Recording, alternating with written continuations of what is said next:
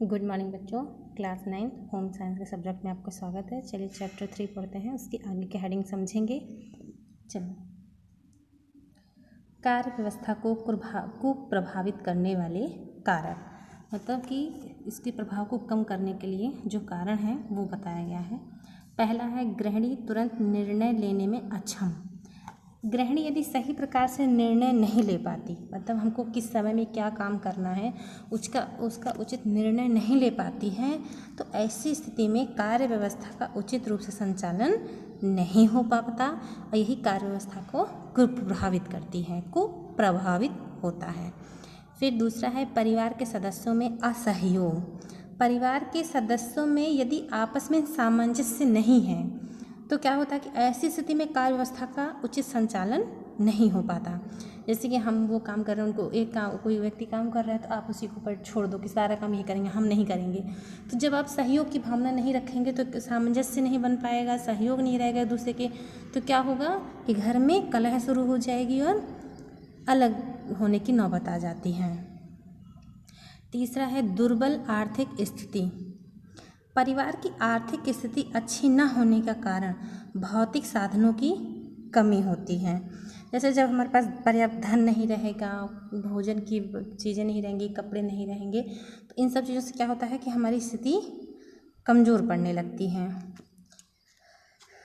इसके परिणाम स्वरूप क्या होता है कि कार्य व्यवस्था पर बुरा प्रभाव पड़ता है। फिर चौथा है गृहिणी द्वारा गृह कार्यों का उचित वर्गीकरण करने में असमर्थता। यदि कार्यों का वर्गीकरण सदस्यों की रुचि और योग्यता के आधार पर नहीं होता तो भी ये कार्य व्यवस्था को प्रभावित करता है। रुचि के जैसे मतलब कि कुछ लोग आपने घर में देखा होगा, किसी लोगों को कुकिंग करना बहुत अच्छा लगता है, किसी को कपड़े धोना बहुत अच्छा लगता है, किसी को कहता है मुझे सब्जी कटवा लो, मसाला पिसवा लो, लेकिन खाना मत बनवाओ। कोई कहता है मुझे कपड़ा धुलना बहुत अच्छा लगता है, बर्तन धुलना नहीं अच्छा लगता। तो एक जो समझदार गृहिणी होगी तो उसको बेटा ना वही काम देगी जिसको जो रुचि हो। जैसे मान लीजिए आपको खाना बनाने में रुचि है लेकिन आपको बर्तन धुलना नहीं अच्छा लगता, तो चलो ठीक है, आप खाना बनाइए, बर्तन हम धुल देंगे। तो रुचि के अनुसार अगर आपको काम मिलेगा तो आप बिना हिचक के और बहुत इन्जॉय होकर वो काम करेंगे, जिससे कि आपका काम भी पूरा हो जाएगा और आप दूसरे को सहयोग भी दे देंगे। फिर है पांचवा है नवीन उपकरणों की जानकारी का अभाव। अगर गृहिणी पढ़ी लिखी नहीं है तो उसको जो आजकल की मशीनें हैं, जैसे फ्रिज है, वॉशिंग मशीन है, टीवी है, मिक्सर ग्राइंडर है, ये सब चलाना नहीं आएगा, उसको उचित ज्ञान नहीं होगा, तो क्या होगा, उससे भी कार्य व्यवस्था पर गलत प्रभाव पड़ेगा। फिर है गृह कलेश। जिन परिवारों में किसी न किसी बात को लेकर रोज कलह, लड़ाई झगड़े, गाली गलौज होती है, उन परिवारों में भी कार्य व्यवस्था पर बुरा प्रभाव पड़ता है। उस परिवार के सदस्य मानसिक तौर पर बहुत तनाव में रहते हैं, बहुत टेंशन रहती है उस घर में, और इससे वे कार्यों को करने के प्रति उत्साहित भी नहीं रहते हैं, उनमें गृह कार्य को करने के प्रति कोई रुचि नहीं रहती है। फिर आप देखेंगे कार्य व्यवस्था के साधन। वैसे तो कार्य व्यवस्था के दो तरीके के साधन होते हैं, एक भौतिक या अमानवीय साधन और दूसरा होता है मानवीय साधन।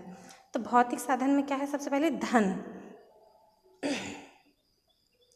धन भी किसी प्रकार का जीवन रक्त है, जिस प्रकार बिना रक्त के शरीर मृत हो जाता है।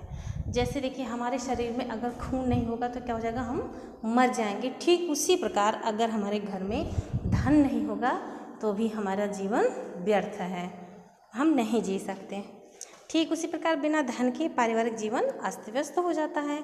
अतः बिना धन के गृह व्यवस्था का संचालन संभव नहीं है। जब हमारे पास पैसे होंगे तभी हम सामान ला सकते हैं, जब सामान लेंगे तो हम घर को व्यवस्थित कर पाएंगे। पारिवारिक जीवन एवं कार्य व्यवस्था में इतना अधिक महत्व है तो इसका सदुपयोग अत्यंत आवश्यक है। अतः यदि गृहिणी मितव्ययिता पूर्वक विधि से धन का प्रयोग करती है तो घर के विभिन्न कार्य सरलता से और सीमित धन से संपन्न हो जाता है। फिर है विभिन्न भौतिक पदार्थ। भौतिक साधनों की श्रेणी में विभिन्न प्रकार की वस्तुएं, जैसे खाने पीने का, कपड़े का, रहने का, कॉपी, किताब, ईंधन, लोहा, ये सब सम्मिलित होते हैं। भौतिक साधनों के अभाव में भी गृह कार्य व्यवस्था का संचालन संभव नहीं होता है। फिर तीसरा है सार्वजनिक सुविधाएं। सार्वजनिक सुविधाएं, विभिन्न प्रकार की सार्वजनिक सुविधाएं जैसे यातायात का साधन, विद्यालय, पुस्तकालय, सिनेमा, बिजली प्रदान करने वाले संस्थान, डाकघर, बैंक, ये सब भौतिक साधन में शामिल हैं। इनके बिना भी गृह कार्य व्यवस्था सुचारू रूप से न चलाया जा सकता है। आज के लिए इतना ही, बाकी कल